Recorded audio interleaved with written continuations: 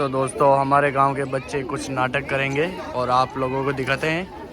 ये पापा जी और मम्मी जी का एक दिन का नहीं, रोज रोज का ड्रामा है।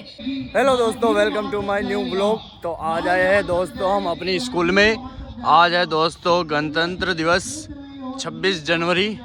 तो आज आए हैं हम अपनी स्कूल में। आज हमारे फैक्ट्री की छुट्टी भी है, तो आज आपको पूरे दिखाएंगे हमारा स्कूल का कार्यक्रम। तो आज हम हमारे बचपन के दोस्तों से मिलाते हैं और ये हमारे नीरज भाई, हमारे जय श्री राम, ये हमारे दिनेश भाई, जय श्री राम, ये हमारे गोविंद भाई और ये है दिलकुश भाई। और आज दोस्तों हम हमारे स्कूल का कार्यक्रम दिखाएंगे आज। तो दोस्तों हमारे गांव के बच्चे कुछ नाटक करेंगे और आप लोगों को दिखाते हैं।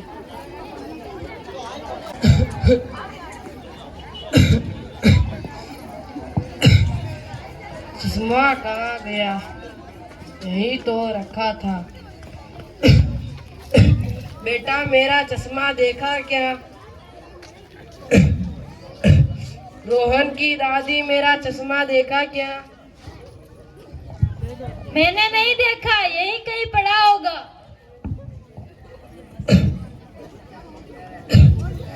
बेटा सुरेश मेरा चश्मा ढूंढ के देना। क्यों सुबह सुबह शुरू हो गए पापा? न जाने कब आपसे छुटकारा मिलेगा। बहू मेरे लिए जल्दी चाय लेके आना। ए राम,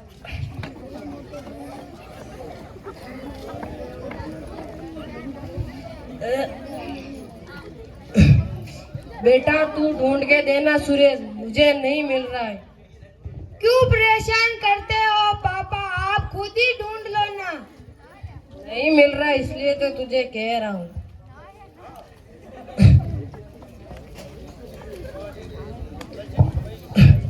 कहीं सुबह सुबह फोन में शुरू हो गई चश्मा ढूंढ देना।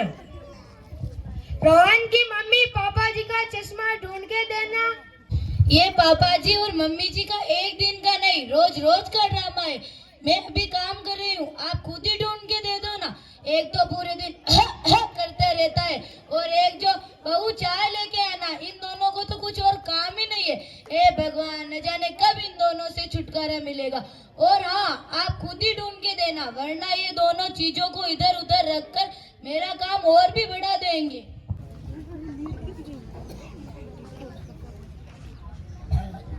पापा ये आपके सामने ही तो पड़ा है, लगता है आप सचमुच में अंधे हो गए हो। पापा ये गणित का सवाल नहीं है, आप कर दो।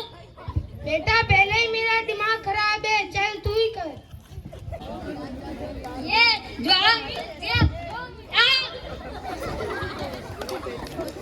अरे रोहन बेटा तुझे लगी तो नहीं? नहीं पापा नहीं लगी।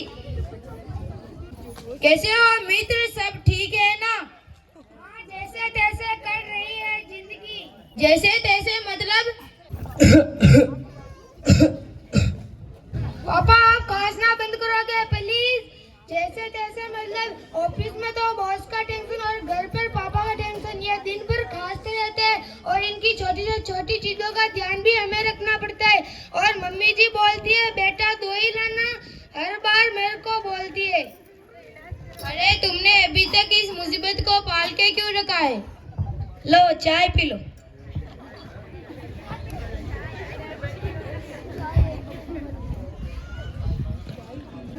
बहू कौन आया है? मेहमान आए हैं। ये तो बता कौन आए हैं? आप थोड़ी देर रुकेंगी, बाद में बता दूंगी। अरे तुमने अभी तक इस मुसीबत को पाल के क्यों रखा है? मतलब मैंने तो अपने मम्मी पापा को कब से घर से बाहर निकाल दिया है। घर से बाहर मतलब? घर से बाहर मतलब वृद्धाश्रम।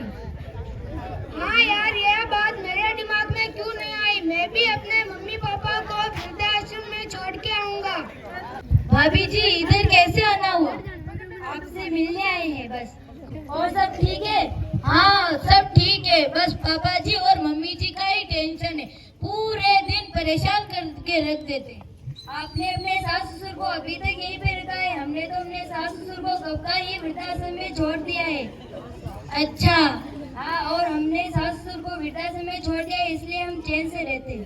तब तो मैं भी उनसे बात करूंगी और पापा जी और मम्मी जी को वृद्धाश्रम में छोड़ने को बोलूंगी। अच्छा ठीक है यार, मैं चलता हूँ, ऑफिस भी जाना है। बाय। अरे भाई साहब, भाभी जी खाना तो खा के जाओ। हम खा के आए। बहू कौन आए थे और क्या कह रहे थे? मेहमान आए थे और आपने नहीं सुना क्या क्या कह रहे थे? जो मुझे थोड़ा पता है, आजकल की बहुएं तो जबान लड़ाने लग गई है और कहे तो वापस जवाब दे देती है। आप चुप रहेंगी तभी तो हम कुछ बोलेंगे। आप तो पूरे दिन चप चप किए जाती है, चुप रहेंगी अब थोड़ी देर। अरे भाई साहब और भाभी जी ठीक कह रहे थे, हमें भी पापा जी और मम्मी जी को वृद्धाश्रम में छोड़ के आना चाहिए। भाभी जी कह रहे थे कि उन्होंने अपने सास ससुर को वृद्धाश्रम में छोड़ दिया है, वो इसलिए वह बहुत चैन की जिंदगी जी रहे हैं। हाँ, रामू भी मेरे को बोल रहा था वृद्धाश्रम के बारे में। मैं आज ही जाके बात करके आऊंगा। जल्दी से जल्दी बात करके आना। जितनी जल्दी ये हमारे घर से निकलेंगे उतनी ही जल्दी हम चैन की सांस ले सकेंगे। ठीक है, मैं आपके लिए टिफिन बना के आती हूँ। पापा आप मेरे साथ खेलो ना। पापा आप मेरे साथ खेलो ना।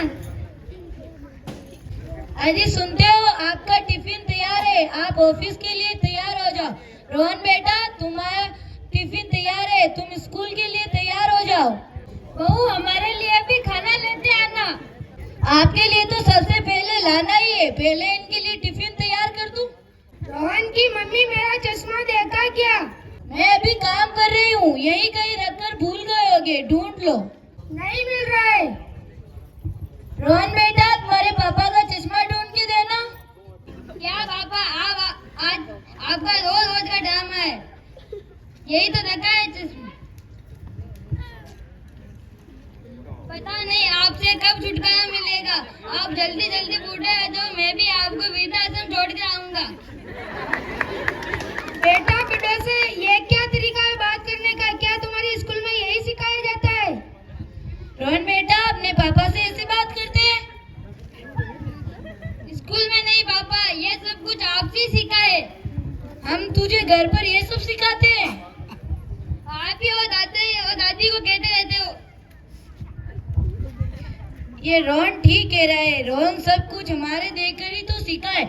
अगर हम ये सब कुछ मम्मी जी और पापा जी को नहीं बोलते तो रोहन भी नहीं सीखता। ये सब हमारी गलती है, मम्मी जी और पापा जी से माफी मांगनी चाहिए हमें।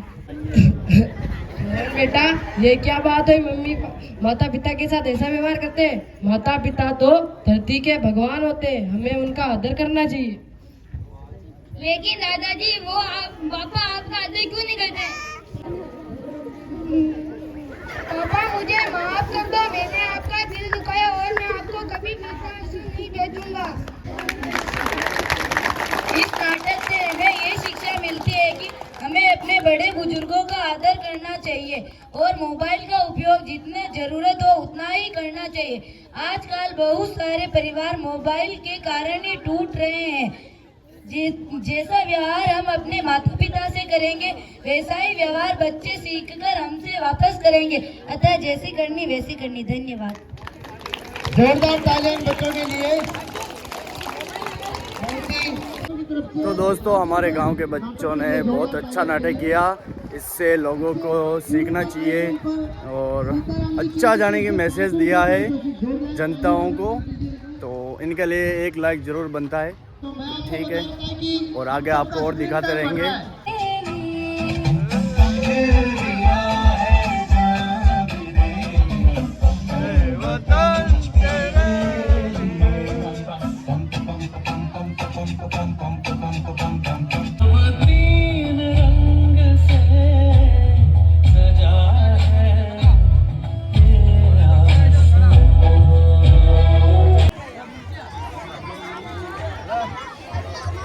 मैडम, आप थोड़ा फटाफट निपटा लें क्योंकि जनता जा रही है। कृपया सभी अपने अपने स्थान पे बैठ जाएं। तो दोस्तों, हमारे स्कूल का कार्यक्रम खत्म हो गया, तो अब लेते हैं नुंगती। थोड़ी सी देर